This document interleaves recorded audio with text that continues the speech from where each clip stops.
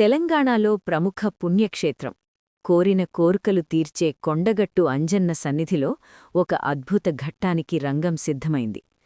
భక్తుల సౌకర్యార్థం భారీ సత్ర నిర్మాణానికి ముహూర్తం ఖరారైంది.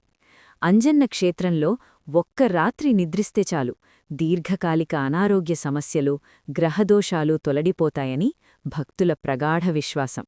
అందుకే వేలాదిగా తరలివచ్చే భక్తులు సరైన గదులు లేక, వసతి దొరక్తా ఆరుబయటే నిద్రిస్తూ ఇన్నాళ్లు తీవ్ర ఇబ్బందులు పడ్డారు. కాని ఇక ఆ కష్టాలకు తెరపడనుంది. ఈ శనివారం ఏపీ ఉప ముఖ్యమంత్రి పవన్ కళ్యాణ్ గారు కొండగట్టుకు విచ్చేస్తున్నారు.